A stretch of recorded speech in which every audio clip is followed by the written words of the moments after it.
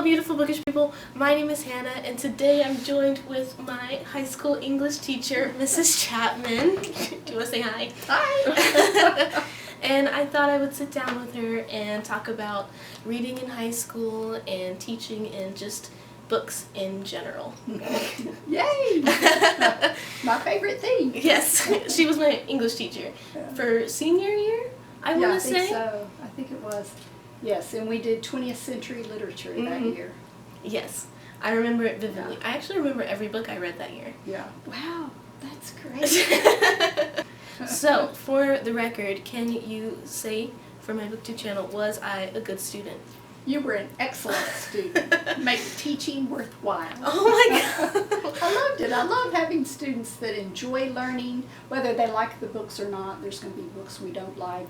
I think you told me there was a book you didn't like. Yeah. Most of the kids didn't like that book. Can we say the book? Sure. Yeah. Heart of Darkness by Joseph Conrad. Mm-hmm. I challenge you to read it. I challenge you to read it again in about 15 years. Okay. Not before. Okay. Years. When I'm 45, I'll read it again. Read it when you're about your early 30s. Okay. Yeah. But also I like to teach from my worldview because the books we read in 20th century literature are very bleak and sad, hard to get through. And as worldviews change, that was a very violent century, lots of wars and injustices to man. And so I like to give the kids some hope. Yes. Well, that's great. And you don't get it from those books. So the one thing I really admire about your class is how openly we talked about everything, whether that be religion or politics or current events. Can you speak to that about creating that kind of environment for your students? I think it's important to listen to what other people have to say and their views, even if we might not agree with them. Ask good questions to flesh out why they think the way they do. But that's so key, that's so important. And when you show an interest in someone else and you're willing to listen to them, then they might be willing to listen to you. And so that's what I try to do with teaching. I want the kids to feel free to express their thoughts and their views. It was a great experience. So what was one of the best parts of teaching? Probably seeing that light bulb go on and the excitement, having a kid come in and go, this book was horrible, and then maybe the next week come back and go, oh, it's not so bad. And learning some things, being challenged by the vocabulary and seeing that spark of wanting to learn. I love that. Yeah. You know, I can tell when they want to learn and when they don't care. And that's hard. That's hard dealing with the ones that just don't care. So, one of my biggest fears is nuclear war. And I think a lot of it stems from Alas, Babylon. See, I think I've got it right here. Oh my gosh! Alas, Babylon! Read it. Or don't. It's a good one. It is. It's actually one of the reasons I wanted to move to Colorado. Because it doesn't get bombed. But I was curious, why do you make it a part of your curriculum? Well, my son was a Boy Scout, and one of the mottos of Boy Scouts is be prepared. Right. And so I think it's real important that we think through things that might happen. I think the people that struggle the most are the ones that are not prepared. They've not thought through what to do in an emergency. They haven't thought through what could happen. And it's not taught to scare. So what would we do? How would we be prepared? So that's more present day. That book was written a long time ago. Yeah, in the late 50s when we were in the Cold War. And but I didn't mean to scare you. I think it's a great book to be prepared for. It is. Being a Girl Scout. Yes. Yeah. Oh. Yeah, I think we do. We do need to be ready and be prepared, but not to be afraid. I agree. It's just always there. So, what specifically, or why specifically, did you want to teach English? Probably because I couldn't teach calculus. I loved English. I loved the teaching kids. I teach, writing. So I teach them how to write essays and how to do research and write research papers, and I love that. But the literature classes, I love it because they can think deeply about real serious topics that are out there that might be presented in the book, that maybe, we think deeply in math, but it's a different kind of thinking. Yeah. And so Two different sides of the yeah. brain. And I was thinking about my favorite books, and I thought, why do I like those books? Probably because of the relationships that went on between families and friends, and even the relationship between man and government, and just all the complexity of the human mind. And so I love that. Me too. So another one of my questions is my final project for Animal Farm. You took my presentation. I did. And I have it right here. I still have it. If you used it in another class. I have used it in another class. That's the core class that I teach is 20th Century World Lit with Animal Farm, and they always have to do a project. They always do. And so it's an inspiration to them to think about the project and understanding the book. If they don't understand the book and haven't paid attention in class, they won't do well. But I don't remember ever studying when I was in school the Russian Revolution. Really? And so that's when I started teaching Animal Farm, or first read it to teach it. I realized I don't know very much about the Russian Revolution, so I had to learn. And that's what I like about teaching, because I love to study. I love to dig in and find all the information about it. So that was real interesting to me, and I liked it. And Orwell presents it in such a fable way that even a young child can read it. Right. I've had students that say that they read it in elementary school. Really? And they enjoyed it and they liked it, but they had no idea it was about the Russian Revolution. Right. They just thought it was a funny tale about animals taking over a farm. And I think, did their mother not know what it was about? So the next two questions come from another student, Emery, Yes. who couldn't make it today, but it's okay. What is the hardest part about teaching unmotivated students? Probably trying to find that key that will get them motivated. Yeah, and sometimes I can't find it.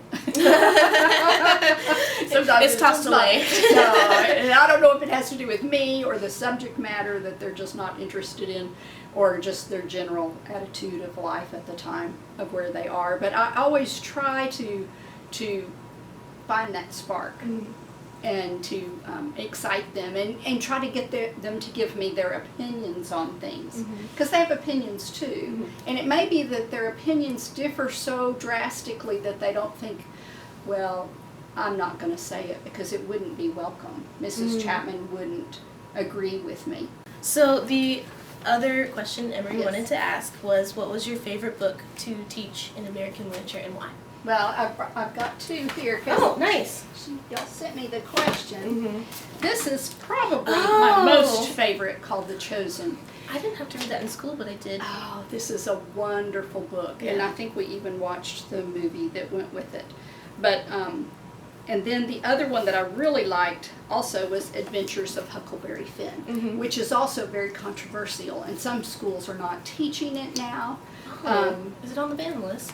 Well, I don't know that they would say that, but maybe, because it has some inappropriate words in it. It's got some derogatory language towards other races, but it's true to the times. We don't change the times because we don't agree with what they did during those times. We learn from that and go, that was a mistake. But the whole part of Huckleberry Finn is that Huck Finn makes friends with the slave.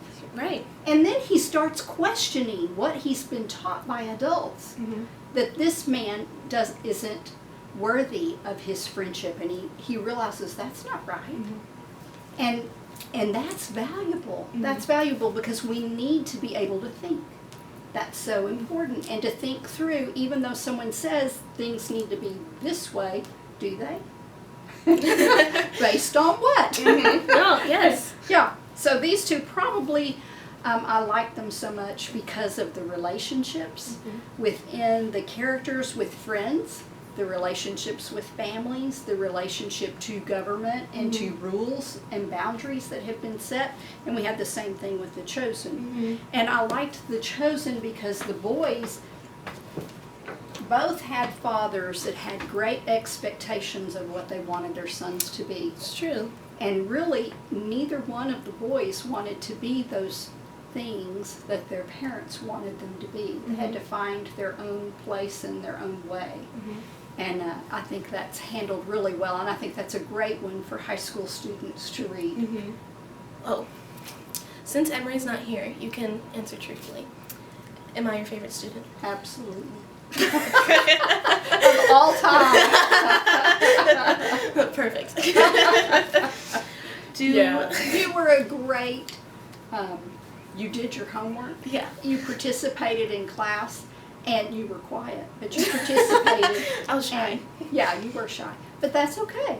That's okay. And the nice thing about a classroom, when people get comfortable, they can share and not feel afraid to give their views and their opinions, and standing up to present, a project is intimidating. It's intimidating. It can be pretty scary.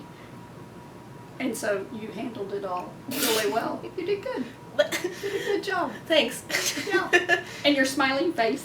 Teachers love that. It's the ones that are sleeping that you just go, oh no. I put them to sleep. I had one boy this year I had to wake up quite a few times. Oh my gosh, really?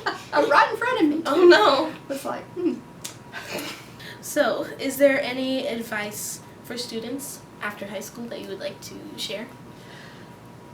Yes. Okay. Of course. And you asked. So I tell you. I think it's real important that students learn to think for themselves. Yes. And I think that can be done in high school. They can begin that process of learning how to think. And I have a great book that I like a lot that's called Don't Check Your Brains at the Door. This is a great book. And it is,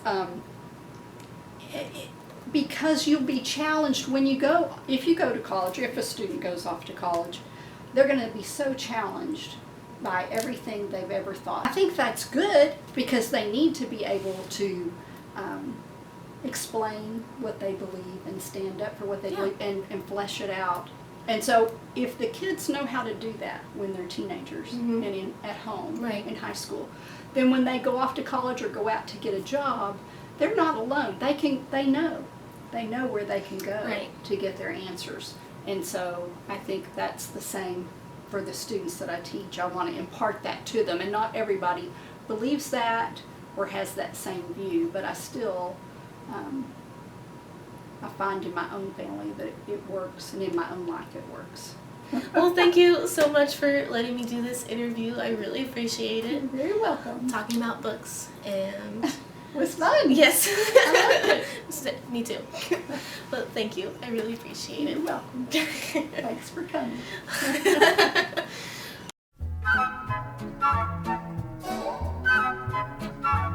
So every year I took a Theo class. And every year they made me read the Screwtape Letters. Oh, in every class you took? In every class I took. Oh dear, maybe I should change that one. It's a great book. I don't think so, but I was curious if you could tell that my homework was recycled. That's funny. No, because I made up my own study guide for it because it's very brief. We didn't go through, I had a study guide, but it was way too long, and for the time that we had left for the end of the year. So no, Okay. I couldn't tell.